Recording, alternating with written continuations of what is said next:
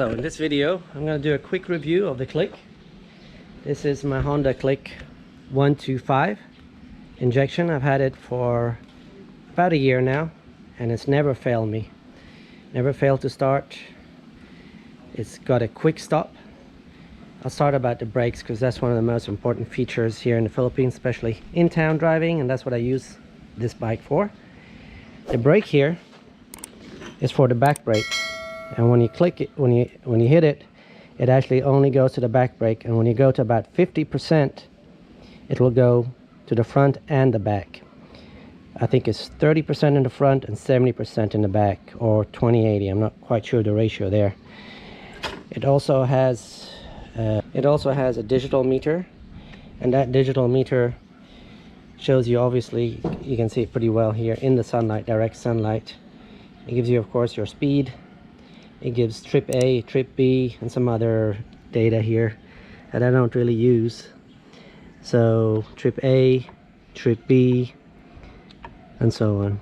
Gives you your battery, 12.3 volts. Gives you your total kilometers, and gives you also some indicators like you need to change your oil and so on. So anyway, the thing that I really like about this bike, I bought this specifically for in-town driving. It's got an 18-liter capacity under the seat, so that's 18 liters, enough for a good size helmet here, which I don't really use for the helmet because I've always put my helmet on top of the bike, on top of the mirror actually. Can you give me the helmet? And it's never been stolen. I don't have like a expensive $100 helmet, you know, it's just a cheap helmet, but there you go. That fits nicely in there, and you can close that easily. Or you can do like I do when I park. I just put it like that. So yeah. So what else to say about this bike? Yeah, it's got a 125i. It's got good pick-me-up for the size of the engine. The brakes we already talked about, really good brakes. Consumption is 53 kilometers per liter.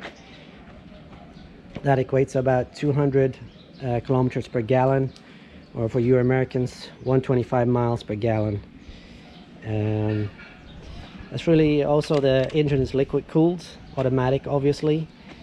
The one thing I wish, the only thing I could really have a negative on this bike, it's actually two things.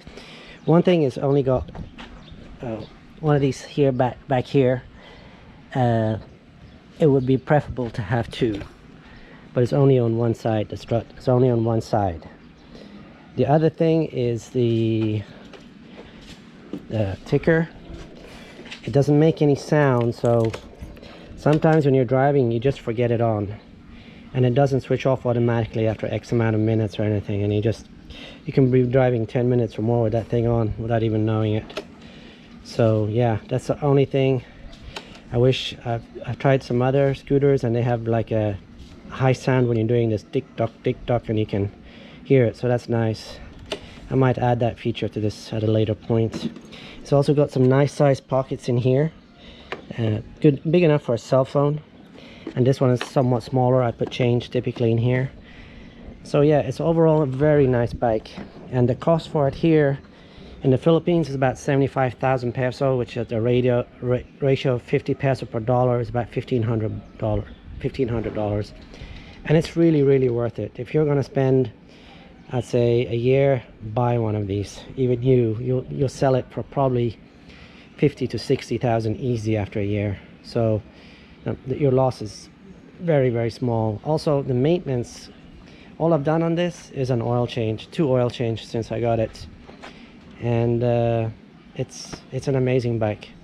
It's got good quick pick-me-up. I'm 5'8", and this bike suits me very well.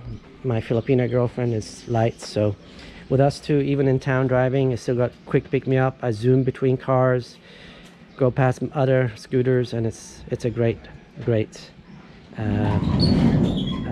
scooter. Let's see here. So you can see that's how it looks like. Oh yeah, it's got LED lights both in the front and in the back. The lights at night is actually really great. You can't see it because it's daylight now, but let me Let me start this thing here. So I am not that tall. So my girlfriend is 157 centimeters, and that's how it looks on her. I'm 175 centimeters or 5'8", and it suits me perfectly. So I mean, she could ride this if she really wanted to. I won't let her because I'm scared she'll crash. I mean, I'm not scared for the bike. I'm scared for her. I thought You know, you were scared of the bike. no, the bike can always be replaced. She can't. So yeah, that's how basically it looks like. And switch on the lights. These are with the long lights on. I don't know if you can see them in the daylight or not, but yeah, that's how it looks like. So yeah, this it's also got a little brake here. So if you park somewhere and it's a kind of a slope, you pull that back and just pull it back more and let it go, and there you go. It's locked. That's how you lock it in a slope. So it's really easy. Low lights, high lights here. It's got a little the starter is there, the honk is here, and then your left and right here. And if you want to stop it, you just click down, and that's basically it. Oh yeah, it's got a little hanger here, which is really nice when you go shopping. You can hang your food shopping here. So okay, you can go off now.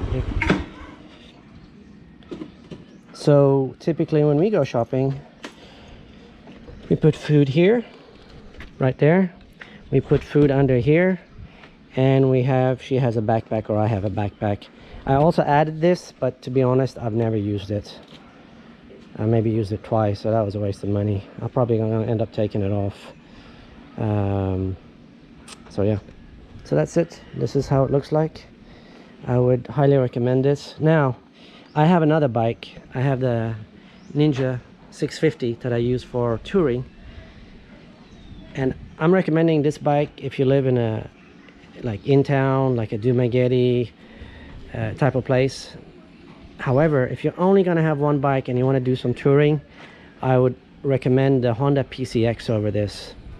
The PCX is bigger. It's got 150 or 155C, I don't remember. Also you have the Yamaha NMAX, which is really nice. Those two bikes are really nice, and you also have the Yamaha Aerox. But for touring, I'd recommend the NMAX and the PCX. If you want like a combi bike for shopping and touring, I'd recommend the PCX or the NMAX. Now they are more expensive. The NMAX I think is from 110 to 130, depending whether you put ABS on it or not. And the PCX comes with ABS, and it's 130. And yes, that's one more thing.